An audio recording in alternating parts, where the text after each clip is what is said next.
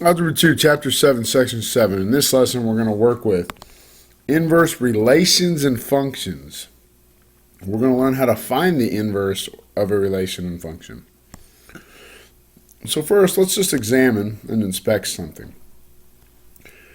The first function in this example, function f, doubles the input and then subtracts 8. All right, so we could write that as 2x minus 8. Function g adds 8 to the input and then divides by 2. So let's look at what happens. So let's inspect what is the function of 10. So we plug in 10 where x is. 2 times 10 is 20. 20 minus 8 is 12, so that answer is 12. So now we input 12 into the composite function of g. So we replace x with 12. 12 plus 8 is 20, divided by 2 is 10. What do you notice in this case about the input of the first function and the output of the second function? It's 10. Okay? Let's do the second example. Let's use 0. So that would be negative 8. Plug in negative 8. So negative 8 plus 8 is 0. 0 over 2 is 0. All right, so what do you think the third one's going to be? The f of negative 7. Okay, we could plug that in and we'd get negative 22. And then we'd get negative 7 as our answer. So without computing, using the patterns A through C, what do you think the g of f of negative 1496 would be? Negative 1496. Okay? So the second example just shows the same thing, just showing that the function order does not matter.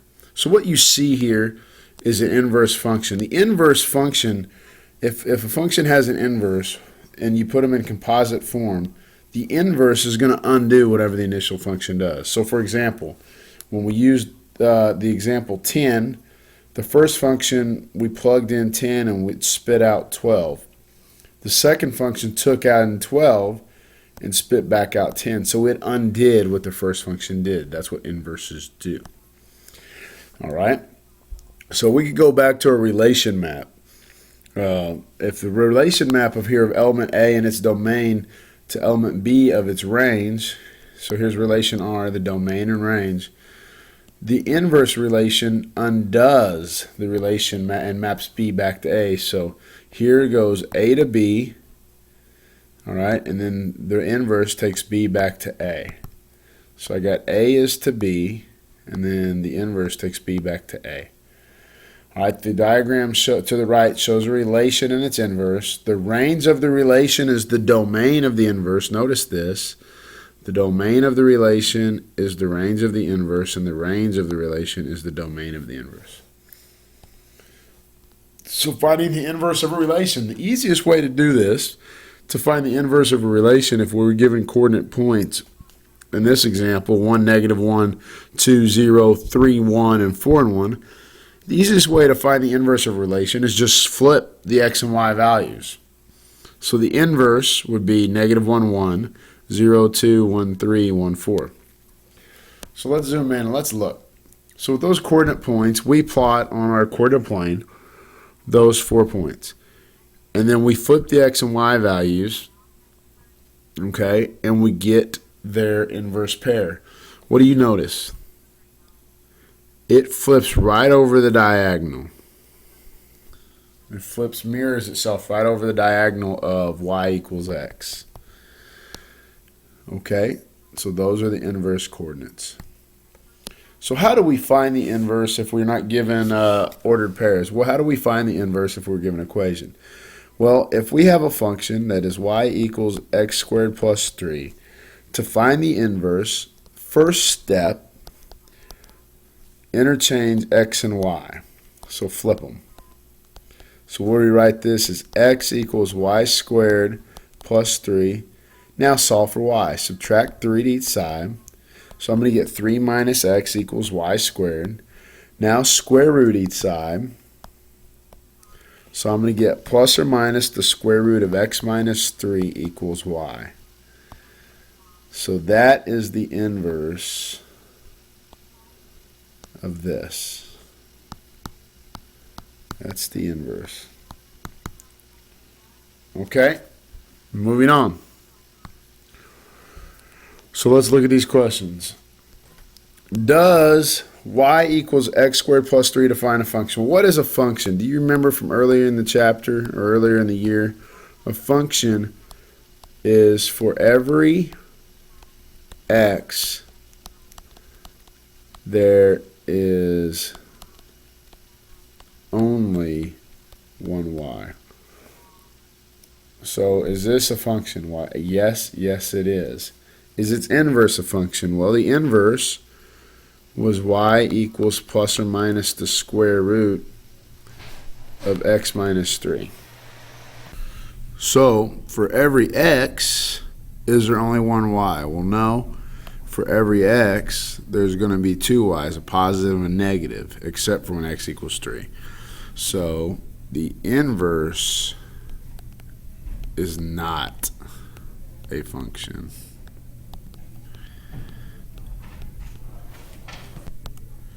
So the answer would be B. Yes, the first one's a function and the second one is not a function. All right. Next question. Find the inverse of y equals 3x minus 10. Is it a function? Well, step one, we replace the x and y. So it's going to be x equals 3y minus 10 and solve for y. Add 10 to each side, so I get x plus 10 equals 3y. Divide everything by 3, so I get 1/3 x plus 10 over 3 equals y. Is the inverse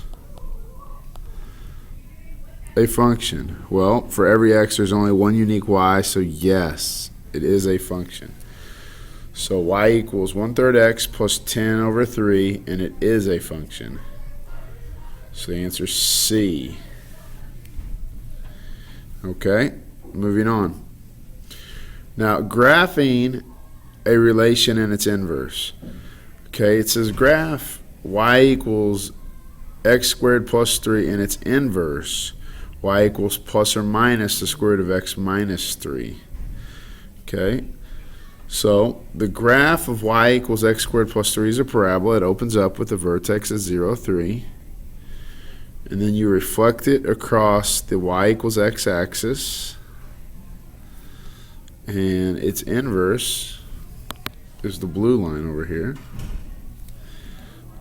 So basically, when you have to graph a function in its inverse, or you have to graph something in its inverse, you only have to graph or plot one, and then you can use the rule about mirroring the y equals x axis, and you should be fine. Okay? So let's do one. Well, the inverse of a function is denoted by f negative 1. And when we see that, we're going to read it as the inverse of f or f inverse. The notation f of x is used for functions, but the inverse may not be a function. So make sure you understand that. So finding the inverse of a function. Okay? So we have a function, f of x equals the square root of x plus 1. Step one, find the domain and range. Okay? Well, since radicans cannot be negative, since that whole thing cannot be negative, the domain is a set of numbers greater than or equal to negative 1. All right? So what's the lowest, or basically think about what would make this radical sign 0. What would x have to be? X would have to be negative 1. So x has to be for the domain, okay, and I'm going to use x for the domain. X has got to be greater than or equal to negative 1. All right? Since the principal square root is non-negative, the range will be the set of non-negative numbers, which I'm going to list as y must be greater than or equal to 0. All right, so we know the domain and we know the range. Let's find the inverse. Okay? So the inverse, we just flip. Again, I'm just going to kind of follow along with the notes. You flip the x and y, rewrite the equation using y, and then you interchange x and y. Okay? And then you solve for y. So y is going to equal x squared minus 1. All right, but what's my domain? Well, what was the range of my previous one? Y has got to be greater than or equal to 0. So what's my domain of the inverse? X has got to be greater than or equal to 0. Part C, find the domain and range of the inverse. Okay. Well, the inverse was x squared minus 1 So we said the domain, x had to be greater than or equal to 0. The range, y's got to be greater than or equal to -1. Okay, so let's look at it real quick. Why is that? Well, we found the domain and range of the function, so we know the inverse, we just flip the domain and range. Okay? And well, here's the explanation. The domain is equal to the range of f, okay, and the range of the inverse is the same as the domain of f. Is it a function? All right, for each x in the domain, there's only one value, so the inverse is a function. Okay, going on. All right, let f of x equal 10 minus 3x. Find the domain and range. Well, this is a linear function, so this is pretty easy. The domain, are there any restrictions on what x cannot be or can be? It's all real numbers. The domain's all real numbers. All right, and the range, are there any restrictions on what the range can be? Nope, it's going to be all real numbers.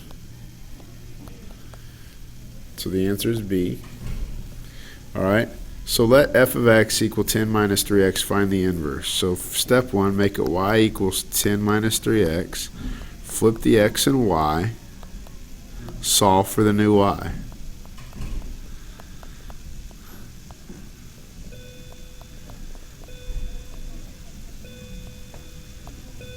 Alright, easy enough. So we subtracted 10 to each side, and then we divided each side by -3.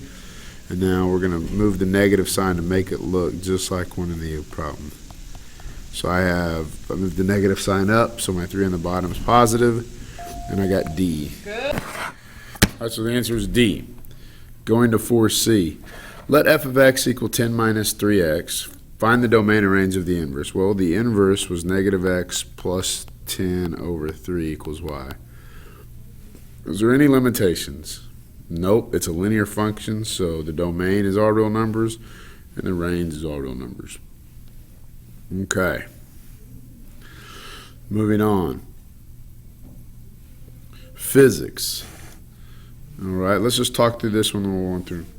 The function d equals r squared over 24 is a model of distance d in the feet of car with locked brake skids coming to a complete stop.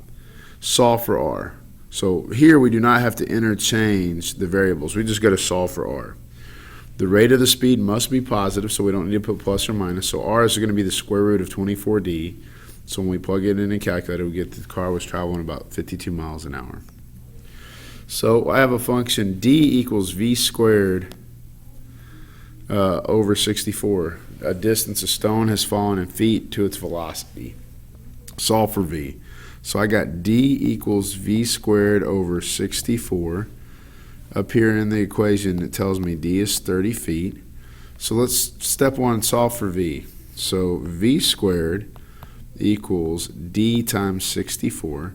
So v equals the square root. Again, I only need the positive because velocity is positive. D times 64. So now we just plug it in. So d equals the square root of, or v equals square root of 30 times 64. Okay. So square root of 64 is 8.